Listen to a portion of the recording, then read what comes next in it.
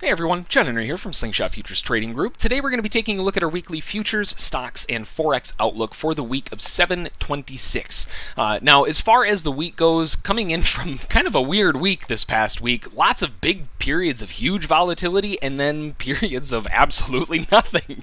Very kind of odd. Now, looking at the markets overall, starting off on the future side with the S&P. The S&P tried breaking above its previous major swing, and that's kind of the line in the sand around that 3220 area. Now, when we're looking at normal market structure, right, we're looking at a situation where they're breaking out of previous structure and then utilizing that later on. Previous swing high, break out, use it as support. Well, right now we're right here, and we're trying to make up our mind on whether or not this is a breakout pullback, or if this is a breakout and then a failure and it rotates back down. A lot of times, that previous swing high, it'll close underneath it. That's fine. That will happen. But buyers want to see it close back up again. Now, with the trap buyers on the highs, that could definitely cause some issues. But realistically, every time the sellers have tried coming in, they sustain for maybe a day or two, maybe three, and then it rotates right back up again. The longest string of selling pressure that we've seen is 3 days, right? We had 3 days here, 3 days here. It wasn't 3 days, but basically three.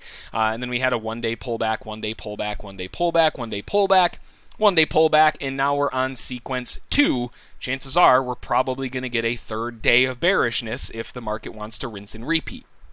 So with that in mind, likely objectives to the downside, where the market might want to flush down to, is going to be where these earlier trapped sellers are. Now, if I hide my, get rid of that and just use the pointer here, we have areas where sellers came in before. These sellers came in underneath that bear bar and got obliterated. Sellers came in underneath here, right? And they got slammed. But here's the thing, and the reason why I'm not highlighting these areas, those sellers have already had a chance to get out, right? We had that previous sell move, they popped back up, and it gave them a chance to get out of break even multiple times. The only people who haven't had a chance to get out of break even are these sellers and these sellers. Now, there might be a lot more further down, but those are the ones that are at least within the next 100 to 200 points, and probably over the next week. So if we're looking for a pullback, and this is going to continue a 3-day period on the pullback, usually if we're looking back at repetitive sequencing, the 3rd day is the biggest one, right? The biggest one out of that sequence. We have some pretty big bars here. So if the 3rd one's going to be the biggest one, it might not be that much of a surprise to see it really flush down and grab some of these. Now, I'm not saying catastrophic failure, we go all the way down to 3,000 on Monday, but it is definitely something to consider if we're going to continue this pattern, where we're looking for other areas that sellers might be wanting to get out around break even, and these are the sellers that are going to want to do it first. That area, if we're looking at it back on the crosshair again, that's going to be floating around 3140 or so, where those sellers are stuck from. And if we go even further down, then we've got all the way down at 2990. We'll just say 3,000 because, let's be real, 3,000. Now, we did leave behind a little bit of a gap zone here, and that is something to kind of pay attention to. But honestly, if the market's going to fall down, it's probably going to be looking for some bigger objectives, and a lot larger objectives are definitely going to be those stuck sellers that are stuck in there. Because, that's a really, really nice sell pattern that a lot of people would have gotten taken into. You have a second sell, right? Second sell move. It's a trap on the highs of that previous swing. A lot of people will have gotten stuck there. So if I'm looking for any type of reaction, it's probably going to be around 3140 unless it really gets hammered through. Then we're looking for that big move to 3,000. So that's kind of what I'm keeping an eye on the S&P. Not really anything in terms of potential swings at the moment, but if we can start dipping down into that 3140 area, that's where I'm going to start gaining a lot of interest. Rolling over to the NASDAQ, similar situation, but the line in the sand's a little bit different. Now, the line in the sand here is a little bit lower, and this might be kind of hard to see, but this is a lower high. I know it looks like a double bottom, but that is a lower high. If you look at the data points, the high here is 58.25. And then over here, the high is 57.75. It only missed it by 2 ticks, but it is a lower high. And with that lower high failure and then another lower high failure and continuation down, NASDAQ rotated back down to where we've previously found a lot of structural support. Now, not just structural support, but that's also where sellers potentially got stuck before. They got stuck before. We're sort of back in that area again, which is why this is the line in the sand. They've closed through it, but there's a lot of weakness at the bottom, and it wouldn't necessarily be that much of a surprise to see them pop right back up again. The NASDAQ, out of all of the indexes, is definitely the strongest. We also have the impulse move to the upside, where we have a very strong rip to the highs, could be looking for a pullback and then another leg up from there. But if the market does want to pull back, if we're looking at pullbacks on all of the indexes to kind of come back on themselves, then the impulse where that started, that big lift, that big takeoff, that's going to be the area of interest. Now, it's an area of interest for a couple of reasons. First of all, the buyers, that's where they kicked off that big giant move to the upside. But another big thing, it's 10,000, smack on the nose, right? Huge psychological level that's going to be taking place at around that area. And, well, we've seen what 10,000 can do to this price. Wouldn't be a surprise to see it get sucked right back to it after rotating off 11,000. This movement on here is crazy. I feel like I'm talking about Bitcoin now. So we've got this really big potential zone of interest if they can pull back to around that 10,000 area. And that's going to be the do or die zone where buyers are either going to take it back up or we're going to see a deeper correction that could last quite a bit longer because, well, there is a very wide open door here that the sellers could be looking to take back a bit from, maybe back down towards those 9,500s. Either way, though, what I'm looking for here on the NASDAQ is a little bit of a further dip down, a little bit more continuation, and see if these buyers back on 629 want to defend themselves and push the market back up from there. And then we have the Dow. Now, the Dow... Man, the Dow, with the S&P, we had a lot of trap sellers. The NASDAQ didn't have as many trap sellers, and then the Dow comes in, and it just machine gunned the sellers. There's nobody left alive on this one. So looking at the trap sellers on the bottom, they got screwed back here, very obvious. Another big one down here, and another really, really nasty one right there. That one was vicious. Now, a lot of these sellers are going to be stuck kind of left in the dust.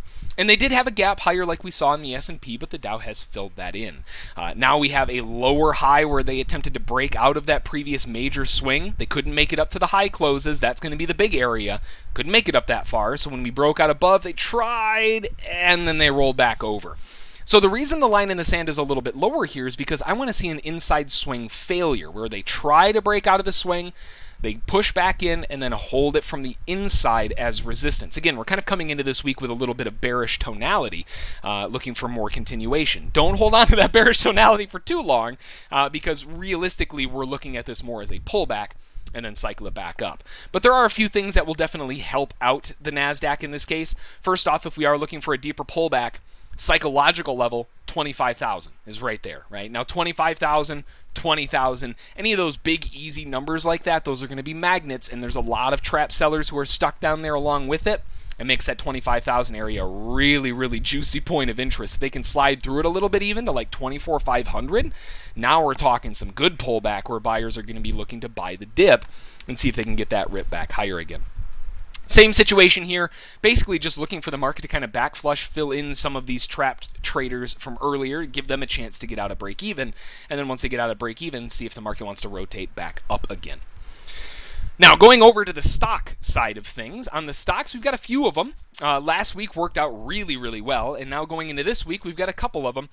Two of them that are ready, and one that is almost ready, and we'll take a look at the almost ready one first. That's THC. If you can't figure out what this one is, this is from the cannabis sector. Weird, right? Would have never guessed. So that's Tango Hotel Charlie, THC. Very nice rally to the upside, and it left behind a lot of gapping back here.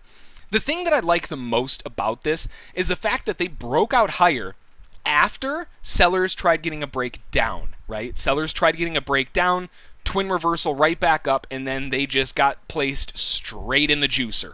Now the sellers are getting squeezed. They are getting squeezed hard in the THC market. I'm looking for a pullback. It sounds so weird to say, the THC market.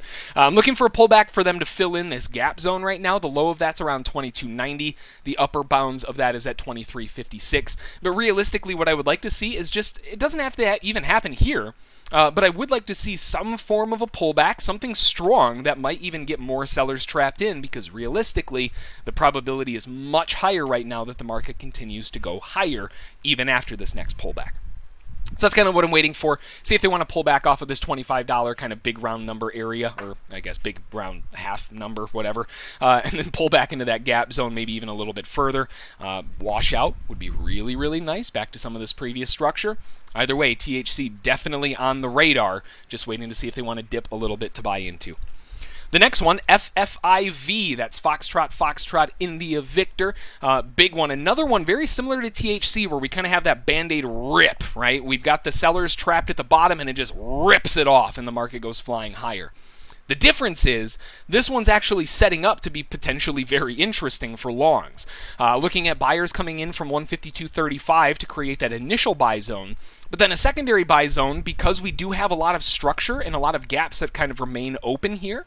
If they want to dip a little bit further, 145.88 is where the kind of, not the bottom, but the lower edge of that buy zone really starts kicking in for a lot of interest.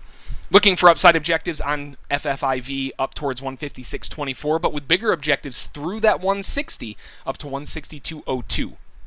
Wouldn't hurt my feelings, and I'm probably going to do it too, by front-running that 162.02. I hate those big round numbers like that, because I know how it's going to go. It's going to go Walmart special pricing, 161.99, and it's going to miss my fill. So 162.02 is the area, but a little bit of common sense, you'd probably be at around, a little bit ahead of 161. Or a little bit ahead of 162. Either way, nice area and a very nice potential for a lift higher on FFIV. And then we've got V, our good old maybe kind of friend, depends on what side of the fence you're on, Visa. That's Victor, symbol V. Looking for continuation up. This market is dead, just smack in the middle. Very range bound, very choppy, sloppy, but it's Visa, right? We just cycled off the $200 round number. And we're pushing back a little bit. Now, that's not necessarily a huge deal because there's a lot of back and forth jostling, which means that buyers are potentially trying to accumulate for a breakout above 200. If that fails, then we'll see this just get annihilated. But that's kind of the mentality that I'm coming into right now, where as long as it stays above this 185, 186 area, we should be okay. And looking for continuation through 200, potentially even further. Buy zone, first buy zone at least, is going to be 195.16. Secondary buy zone all the way down to 192.49. Target zone is going to be in the upswing. Not a huge one for the first one at 196.76, but the potential to go up a little bit further to 199.17, all the way up to 200 or further is actually pretty good. So looking for a little more continuation here on Verizon. And then over on the Forex side of things, taking a look at the Euro first, Euro USD, we have a very strong rally to the upside. Man, we were talking about a long, I believe it was over here on the Euro, or maybe it was over here. It was one of those pullbacks. And since then, man alive, this thing's just been torching to the upside. We have upside objectives for the impulse measured leg, which is going to be right ahead of that 1.17 big round number at 16,794. But I mean, realistically, it's pretty obvious what the market's trying to do here. We're going up, right? We're looking for an upside objective, which could be in a couple different places. But man, this is a freight train that I don't know that I would want to be in front of right now. Looking for a little more upside objectives. The first pullback, it might get bought, but at this point, we're getting in towards, I don't want to say the end of the trend. This could very well be the beginning of a much larger trend. But when we see these huge legs starting to form after the trend's been going on for a while, it's starting to make me think that maybe this is an ABCD correction to the upside, just for it to rotate back down again and kind of continue on its merry way with this gross, range-bound, trendy garbage that it's been stuck in, since what, 2018? We'll see. But right now, they're trying to get that breakout. They're getting that breakout move to the upside, and they're really trying to get it going. And if the buyers can manage to get up through that 17, pushing into the 18s, that's where the big resistance is. Right? The big resistance is up in those 18s, 19s, and, well, if they can start cracking through that, then we're back into the 1.2s where things get really interesting. But for right now, man, the buyers they're definitely strong. They're just going to have to keep this train going because, man, I don't know that I would want to be on the wrong side of this one. The first pullback, the first decent pullback at least, will likely get bought or at least tried to. But where it is right now, it's a little too high. I think it's better to wait, see if the market wants to give us something a little bit better. Over on the dollar-yen, potential trapped wedge high buyers got stuck in over the past few days here. We had a nice little wedge formation. They tried breaking out of the highs, rolled over, and got stomped all the way back down again. Now, where they got pushed down to is the big problem here. Pretty obvious why I'm not a huge fan of looking for a short right now. We're coming into, right on top of support. That's exactly where the dollar yen closed.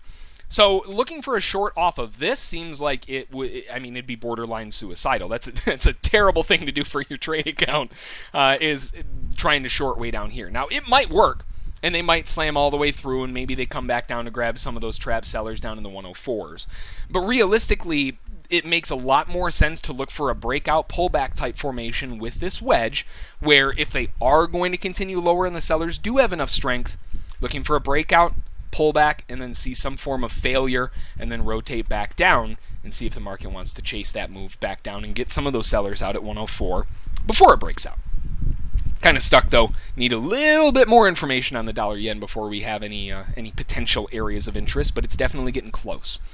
And then the dollar CAD. Now the dollar Canadian is actually setting up pretty nicely. We have a nice breakdown. We did get down to the low closes, which is the first kind of big area of contention, and we are seeing a lot of support here. So this weak little bull bar, they might follow it up with another bull bar. That does sometimes happen where they get sort of a reverse washout and then dunk back to the downside. Either way, I'm looking for a short inside of here. We have the dollar CAD short setting up between 1.34112. That's kind of the first zone, all the way up to 34895. And if we can get this, again, with a big bull bar a little bit further up, that's fine too, around that 35 big round number area. Either way, though, the downside objectives are ahead of the lows again, just to be safe. Those low closes can get really messy. So 1.33642. But if it does want to break through, then we're looking for a slide down to 32,937, just a little bit further to grab some of the bigger objectives. Got an interesting week ahead of us. We're going into the end of the month, and well, although it's not a very big month, we are sort of, I don't want to say the tail end of summer, but this is when everyone kind of wants to hang out and do stuff outside when it's nice out. Unfortunately, half the world's falling apart. Well, the whole world's falling apart, and everyone's in quarantine and not in quarantine, and who knows what's going on anymore. So typically with these types of situations, we've got a lot of stuff going on, but it's probably going to be an early in, early out kind of week, as long as the weather's nice. We'll see. But that's going to do it for this one. I hope you enjoyed it. I hope you found it useful. Hopefully you had fun with the last week's one, because that one worked out phenomenally well. If you haven't seen it, go back and watch that. Of course, as always, let's make sure that you go under the video, click on the thumbs up button so you tell us that you like the video. Subscribe to the channel so you don't miss any videos coming out, so you don't miss any potential opportunities coming around the corner. But other than that, if you have any questions, feel free to shoot me an email, jhb@ssftg.com. If you have any comments or requests for another video, throw them down in the comments. I'll take a look at them. I reply to basically every comment, so I will definitely see it. Otherwise, have a great weekend. I hope you had a great weekend so far. I hope you had a great trading week last week, and we're looking for a profitable week this week. Have a good one. We'll see you on Monday. Thanks.